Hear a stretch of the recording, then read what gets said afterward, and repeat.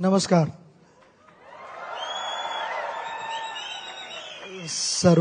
सर्वप्रथम तर मी केदारला सांगणार होतो की ते लॉयल्टी प्रोग्राम सुरू करण्याने ऑलरेडी झालेला आहे इकडे. तुम्ही इथे उपस्थित आहात, that itself is an indication की तुमचं किती प्रेम आहे ह्या ब्रँडवरती आणि किती विश्वास आहे.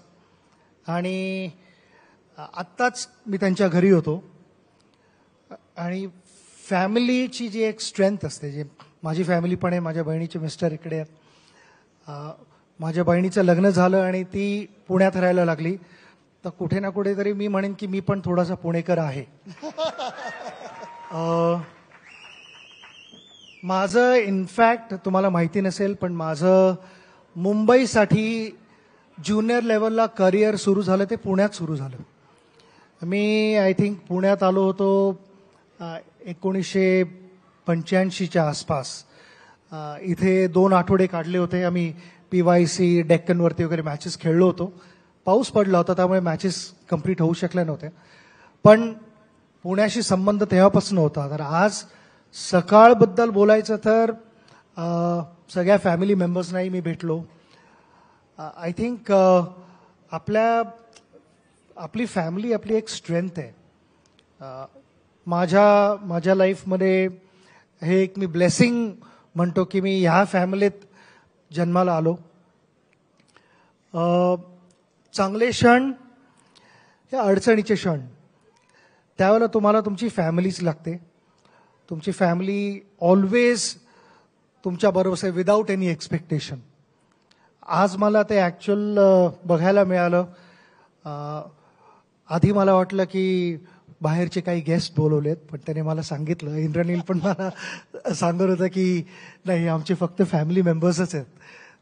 ऑलमोस्ट 100 होते. तर it is a good strength. आणि तशीच hope you go from strength to strength. पण मला फार आनंद झाला आणि आज खास करून आपण इकडे एकत्र जमलो आहोत. 75 वर्ष सेलिब्रेट करतोय आपण चितळे बंधू ब्रँडची. मला वाटतं जे आत्तापर्यंत आपण भरपूर वेळा ग्रांटेड धरत आलोय की ना, त्यांची बाकरवडी म्हणजे अशीच टेस्ट करणार, बर्फी, पेढा वगैरे, पण ते असं ऑटोमॅटिकली होत नाही. त्याच्या मागे एक मोठी टीम काम करते.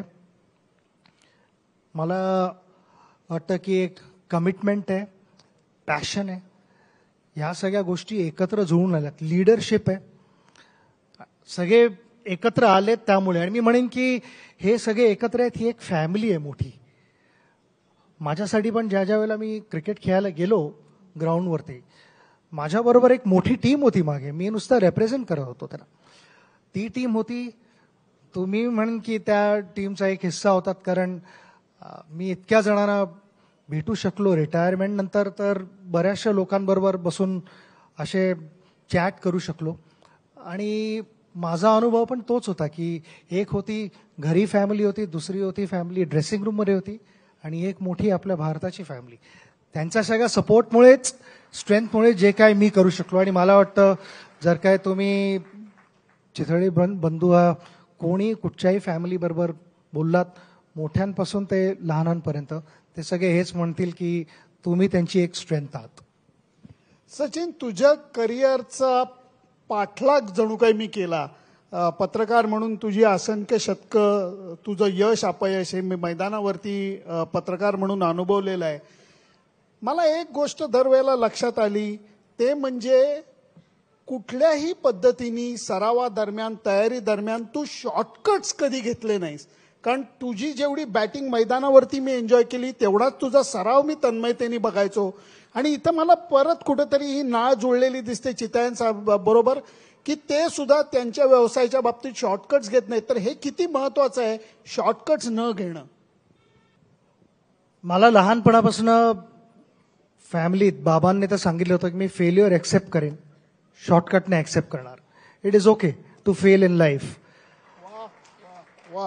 आणि ज्यावेळेला तुम्हाला घरनं जसे मेसेजेस मिळतात, त्यावेळेला मग फेल्युअरची भीती नाही वाटत. You start preparing your self.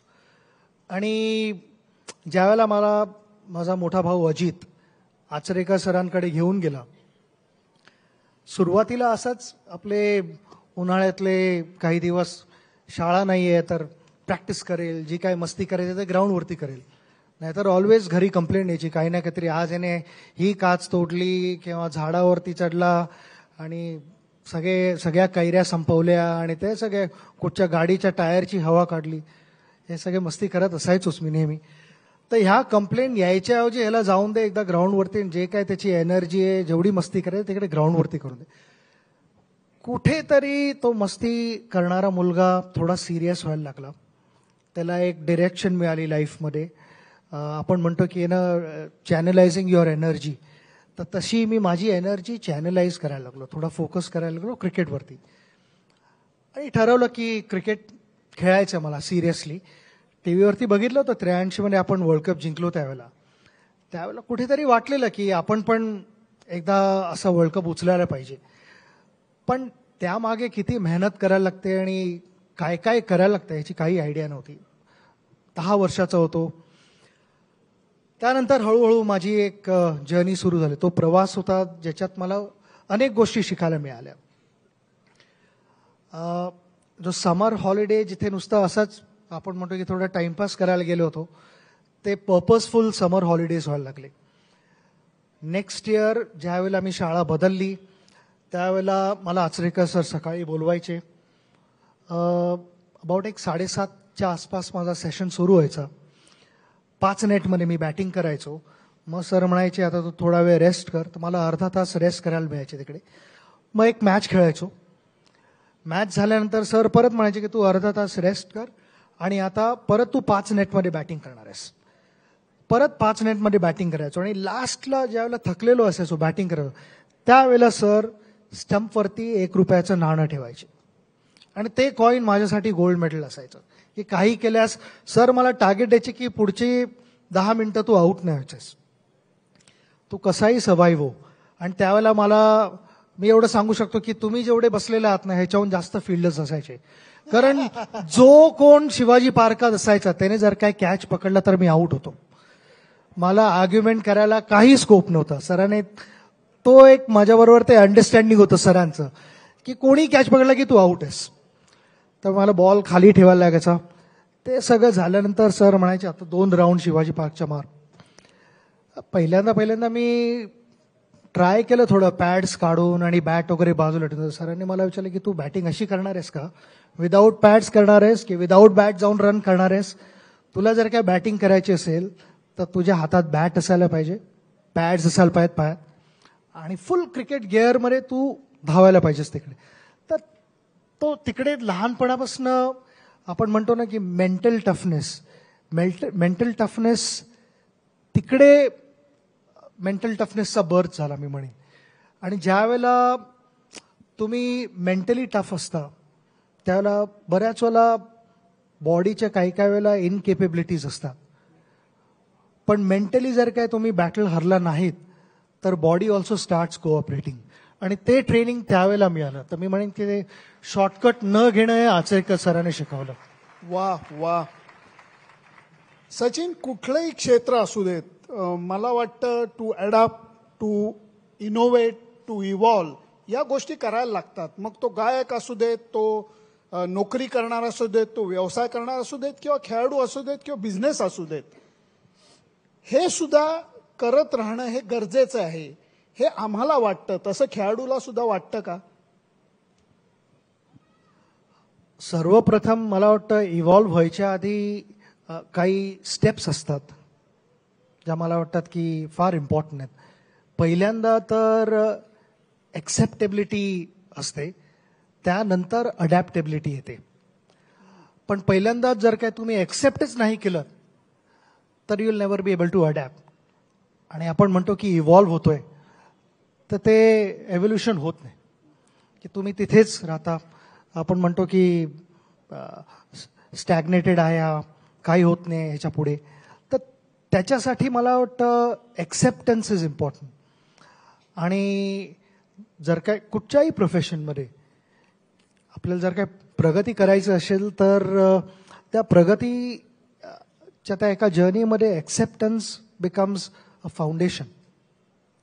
तिकडनं तुमचा माइंडसेट चेंज होतो आणि त्यानंतर एकदा माइंडसेट फ्लेक्सिबल असेल आणि तुमची तयारी असेल अडॅप्टेबिलिटीची, तर मग त्याच्यावरती त्या फाउंडेशनवरती तुम्हाला जे काही बांधायचं ते तुम्ही बांधू शकता.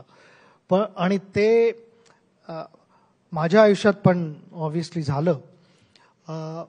मी एक एक्झाम्पल देतो. आत्ताच माझ्या ऑस्ट्रेलियाच्या एका इनिंगबद्दल डिस्कशन झालं थोडंसं ब्रीफली. पण त्यावेळेला सिडनीला ज्यावेळेला मी कव्हर ड्राईव्ह मारला नव्हता, त्यावेळेला माझं डिस्कशन माझ्या भावाबरोबर हे होतं की टेक्निकल फ्लॉ नाही आहे. फ्लॉ जर काय कुठे आहे तर तो शॉट सिलेक्शनमध्ये फ्लॉ आहे. तर थोडं तिकडे आपण ॲडजस्ट केलं तर I don't think you need to worry. हे माझ्या भावाबरोबर माझं डिस्कशन होतं, अजित बरोबर. मला तिकडे एक्सेप्ट करणं वॉज इम्पॉर्टंट की मे बी आत्ता ह्या स्टेजला माझ्या करिअरमध्ये कव्हर ड्राईव्ह काम करत नाही आहे, तर can I manage without cover drive. आणि त्यावेळेला आपण म्हणतो की एक चॅलेंज देतो आपण. तो माझ्या भावाने मला चॅलेंज दिला. मग भाऊ मला बोलला की आय डोंट थिंक तुला बॉलर आउट करतायत, मे बी तुझ्या शॉट सिलेक्शनमुळे तू आउट होतोयस. तर हा माझा चॅलेंज एक्सेप्ट करतोस का की ह्या टेस्ट मॅचमध्ये तू आउट नाही व्हायचंस. बोलो चॅलेंज एक्सेप्टेड. पण त्यावेळेला अजिबात ठरलं नव्हतं की मी कव्हर ड्राईव्ह मारणार नाही. त्यावेळेला मी एक त्या माइंडसेटने गेलो बॅटिंगला की मी आउट नाही होणार. ह्या अख्ख्या टेस्ट मॅच मला 5 दिवस बॅटिंग करायला लागली तर मी 5 दिवस बॅटिंग करेन, पण मी आउट नाही होणार. आणि ग्राउंडवरती गेल्यावरती मला हळूहळू ऑस्ट्रेलियन्स काय प्लॅन करतायत हे समजायला लागलं. की आपण म्हणतो की ऑपोजिशनच्या एक स्टेप ऑलवेज पुढे राहणं इम्पॉर्टंट असतं. तर त्यावेळेला मला कळलं की ऑस्ट्रेलियन्सचा प्लॅन होता की ऑलमोस्ट 75% डिलिव्हरीज सरळ ॲडम गिलक्रिस्टकडे गेल्या पाहिजेत. मला खेळायला द्यायचंच नाही, बाहेर बाहेर टाकत राहायचं याला आणि याला फ्रस्ट्रेट करायचं. तर त्यावेळेला मी ठरवलं की चलो आपण बघूया की कोण फ्रस्ट्रेट होतं, की तुम्ही 11 पहिल्यांदा फ्रस्ट्रेट होता की मी एकटा होतो. तुम्ही जोपर्यंत मला तिकडे टाकत बसाल बॉल, मी तिकडचा बॉल सोडत बसीन. मी ठरवणार की मी कुठचा बॉल खेळणार आणि कुठचा बॉल सोडणार. You will not decide. आणि त्या ह्याच्यात इनिंग ज्यावेळेला माझी सुरू झाली, काही वेळानंतर मी ठरवलं की मी कव्हर ड्राईव्ह मारणार नाहीये. आणि मग ते थोडं आपण म्हणतो की कुठेतरी कधी कधी म्हणेन की इगो हरकत नाही ठेवायला. मोस्ट ऑफ द टाइम मी म्हणेन की ego is your biggest enemy. पण कधी कधी त्या इगोचा कुठच्या डिरेक्शनला तुम्ही त्या इगोला चॅनलाइज करता त्या फायदा पण होतो. आणि त्यावेळेला इगोचा पॉसिबली फायदा झाला की मी ठरवलं की मी मारणार नाही कव्हर ड्राईव्ह. मी 100 वरती बॅटिंग करत असो की 150 वरती बॅटिंग करत, मी कव्हर ड्राईव्ह मारणारच नाही पुढचे 5 दिवस. कारण दोन्ही इनिंगला नॉट आउट राहून त्यांनी एकदा तर 250च्या जवळ रन, दुसऱ्या डावात अर्धशतक. सचिन कमाल आहे. परंतु एक गोष्ट, विद्यार्थी असू देत, बिझनेसमन असू देत, नोकरी करणारा असू देत, आम्हाला साध्या लोकांना अपेक्षांचं ओझं ही गोष्ट त्रास देते, प्रचंड त्रास देते. कारण बायकोच्या नवऱ्याकडनं अपेक्षा असतात ना, इंद्रनील हो म्हणतोय, तर त्या संपत नाहीत आणि मग त्याचं प्रेशर यायला लागतं. अपेक्षांचं ओझं मला नाही वाटत भारतात ह्या माणसापेक्षा जास्त कुणी घेतलं असेल. त्या अपेक्षांच्या ओझ्याकडे बघण्याची तुझी नजर काय, तुझा विचार काय? आता माझा विचार जो आहे तो मला वाटत नाही तुम्ही कोणी गेस करू शकाल. पुढच्या वर्षी भाकरवडीला 50 वर्ष होत आहेत. बापरे. मी बघत होतो 1976 मध्ये सुरू झाली भाकरवडी. चितळे बंधूंनी पहिल्यांदा इंट्रोड्यूस केली भाकरवडी 1976 मध्ये. तर पुढच्या वर्षी माझी तीच अपेक्षा आहे की जे 49 वर्ष तुम्ही जे करत आलेला तसंच पुढे अजून अनेक वर्ष चालू राहो. पण expectation is because of your performance, past performances. आणि मला ऑलवेज ते आवडलं. आता कशी लोक तुमच्याकडनं काय एक्सपेक्ट करतायत, कशाला एक्सपेक्ट करतायत, हे तुम्ही कसं एक्सेप्ट करता त्याच्यावरती असतं. प्रेशर मला ऑलवेज वाटतं की प्रेशरची एक डिरेक्शन असते. वरनं जर काय तुमच्या डोक्यावरती ठेवलं तर तुम्ही हळूहळू खाली जाल जमिनीत, पण तुमच्या मागे असेल. हे मी का सांगतोय, कारण आम्ही वर्ल्ड कपच्या आधी 2011 त्यावेळेला आमची ज्यावेळेला टीम मीटिंग होती, कॅम्प चालू होता, बंगलोरमध्ये कॅम्प चालू होता, आणि त्यावेळेला टीम मीटिंगमध्ये आम्ही एक्सपेक्टेशन्स कसे मॅनेज करायचे ह्याच्यावरती डिस्कस करत होतो. आणि हा पॉईंट मला फार उत्तम वाटला, कारण प्रेशर तुम्ही कुठच्या बाजूला प्रेशरला अलाव करताय जायला, दॅट इव्हेंच्युअली जर का प्रेशर तुमच्या बरोबर असेल तर it becomes a formidable force. आम्ही बोललो की त्यावेळेला 1.2 1.3 बिलियन होतं पॉप्युलेशन. म्हणजे तेवढे जर काय लोक एका डिरेक्शनला पुढे जात असेल त्यांना कोण थांबवू नाही शकत. ही आपली स्ट्रेंथ आहे इंडियन क्रिकेट टीमची, आणि तसा आपण विचार करायला लागूया. कारण आम्ही जिथे जिथे जात होतो सगळे एकच गोष्ट डिस्कस करत होते की वर्ल्ड कप जिंकायचा आहे, काही प्रेशर घेऊ नका. कसं चालेल? नॅचरली प्रेशर येणारच. त्यावेळेला असं आता आपण ऐकलं तुमचं क्वालिटी म्युझिक तिघेही अप्रतिम होतात, तसं क्वालिटी म्युझिक त्याची मदत होते. इयरफोन्स उगत नव्हते माझ्या कानावरती. त्यावेळेला तुम्ही तुमच्या झोनमध्ये जायला बघता, सगळ्या गोष्टी झालेल्या आहेत, पास्ट एक्सपिरियन्सेस, त्याच्यातनं पॉझिटिव्हिटी जेवढी काढता येईल तेवढी पॉझिटिव्हिटी घ्यायला बघता आणि ती स्ट्रेंथ मध्ये जाऊन वापरायला बघता. मला ऑलवेज आवडलं की ज्यावेळेला मी बाउंड्री लाईन क्रॉस करून बॅटिंगला जात होतो त्यावेळेला लोक माझ्याकडनं काहीतरी एक्सपेक्ट करत होते. जर काय एक्सपेक्ट करत नसतील तर म्हणजे इट इज ऑब्वियस की I have not lived up to their expectations, I have not perform well. म्हणजे मी कुठच्या तरी चुकीच्या प्रोफेशनमध्ये आहे, मला काहीतरी दुसरं करायला हवं. आणि if they are expecting something which is good, because that is what I want, that is what I have done in the past and that is what I intend to do पुढे पण. तर मला always आवडलं प्रेशरमध्ये राहायला.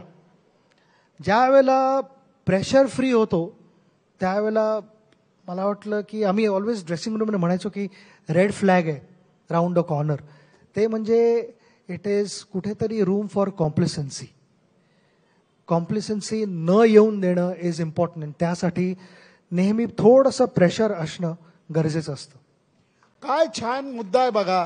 कारण सचिन जेव्हा म्हणायचा की त्याच्या डोक्यावरती भारताचा तिरंगा असायचा आणि तो म्हणला की या संपूर्ण भारतवासियांच्या अपेक्षा या मला शुभेच्छा वाटतात आणि त्या मला त्या तिरंग्याच्या ह्याच्यातनं माझ्या मागं उभ्या राहतात. इतकं सुंदर त्याचं होतं.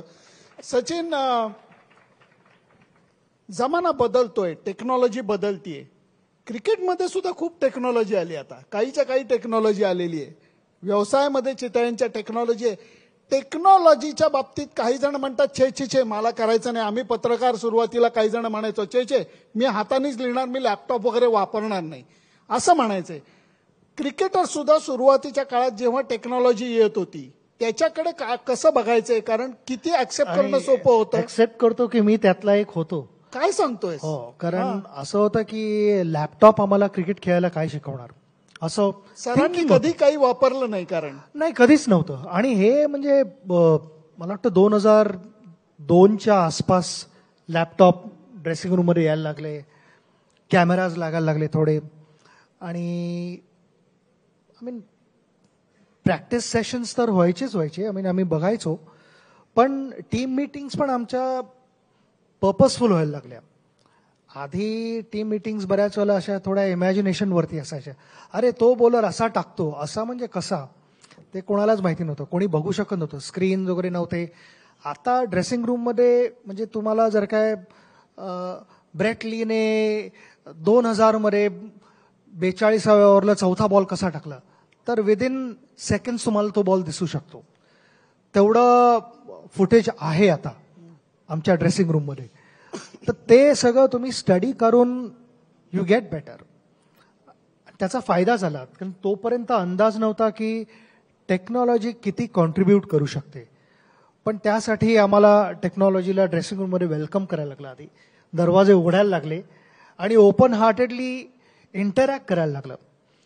ज्यावेळेला जे आमचे ॲनालिस्ट होते त्यांच्याबरोबर आम्ही बसून ॲनलाइज करायला लागलो. आणि नुसतं स्वतःचाच गेम नाही, पण ऑपोजिशनच्या काय स्ट्रेंथ्स होत्या आणि त्यांचे विकनेसेस काय होते ते सगळं प्रॉपर बघून आम्ही प्लॅन करायला लागलो. आणि आम्हाला वाटलं की आमच्या मीटिंग्सवर मोर एंगेजिंग, मोर प्रिसाईज, आणि ज्यावेळेला ड्रेसिंग रूममधनं मीटिंग करून आम्ही बाहेर निघायचो त्यावेळेला एक श्युरिटी होती की आपला प्लॅन ए हा आहे आणि प्लॅन बी असा असेल. तर त्या गोष्टी मला वाटतं एकदम चांगल्या प्रकारे डिफाईन व्हायला लागल्या बिकॉज ऑफ टेक्नॉलॉजी. कारण म्हणून टेक्नॉलॉजीचा अवेअर करून सांगणारच नाही. आणि खास करून मला वाटतं की याला कित्येक वेळेला ज्या पद्धतीने काही अंपायर्सनी आऊट नसताना आऊट देऊन जी काही राखी बांधली त्यावेळेला डीआरएस पाहिजे अंपायर्स होतं. मला प्लीज नाव सांगा ना जरा.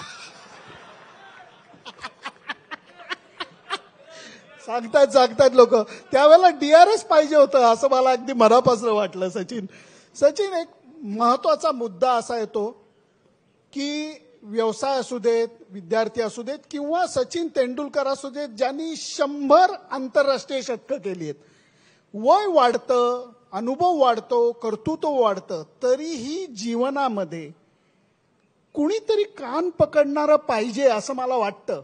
कारण तुला सांगतो की बऱ्याच वेळेला शाळेत तुम्ही असता, चांगला मित्र मिळाला, तुम्ही योग्य दिशेला जाता.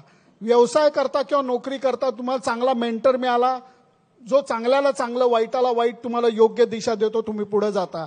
या गोष्टी खूप वेळा केल्यानंतर कदाचित तुम्ही शिष्य बनायला लायक होता आणि मग तुम्ही गुरुचा विचार करू शकता. सचिन, कान पकडणाऱ्या व्यक्तीची गरज ही तू स्वतः आम्हाला आत्ता अजित दादाबद्दल तू बोलत होतास त्यावेळेला सुद्धा तू एवढं अचीव्ह केलं होतंस, पण हे कान पकडणाऱ्या व्यक्तीचं महत्व जरा समजून सांगशील का? ही स्टोरी काय जास्त लांब नाही आहे, एकदम लहान स्टोरी आहे.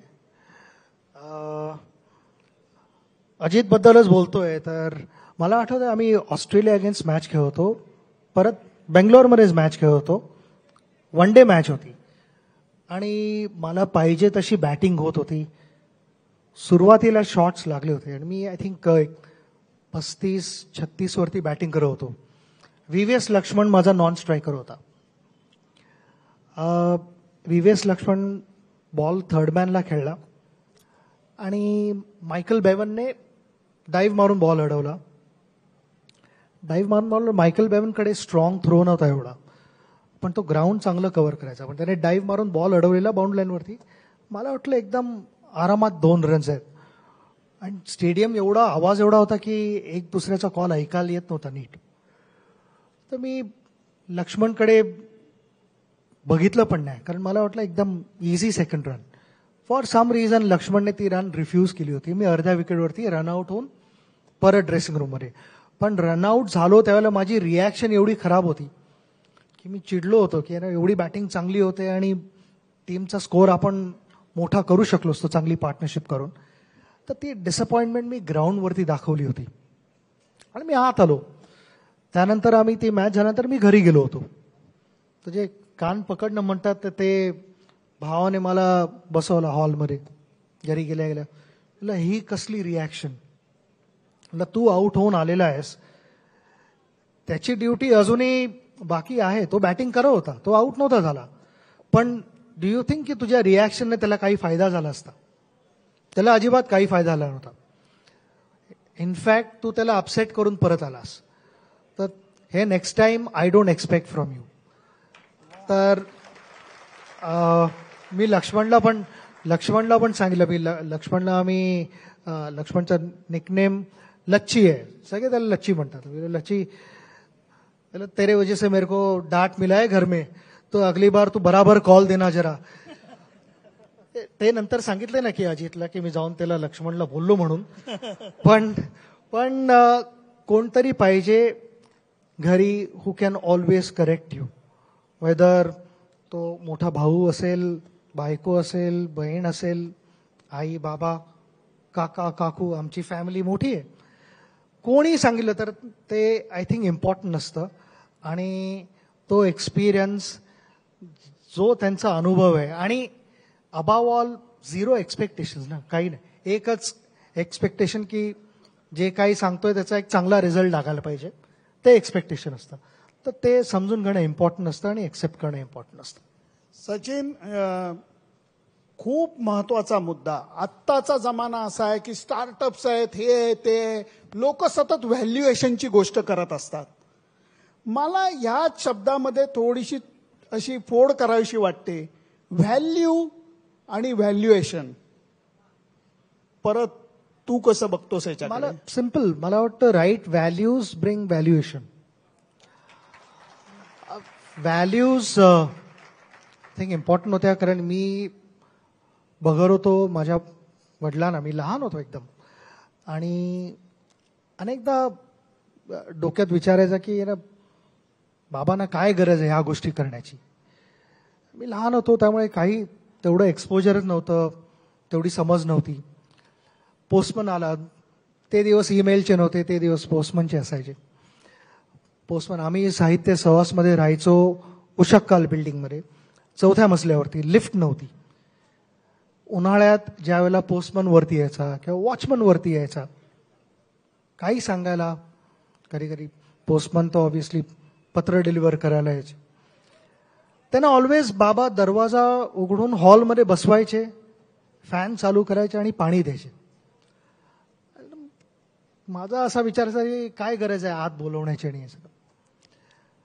पण त्यावेळेला मला बाबाने समजावलं की नाही बघ, तू अजून लहान आहेस, तुला कळणार नाही, तुझ्याकडे ती एनर्जी आहे 4 मजले वर खाली 20 वेळा करण्याची, पण हा पोस्टमन तो त्याच्या फॅमिलीसाठी करतोय, तो अडचणीत आहे आणि हा त्याचा एक सोर्स ऑफ इन्कम आहे, त्याच्याकडनं दुसरा सोर्स ऑफ इन्कम नाही आहे त्याच्याकडे काही.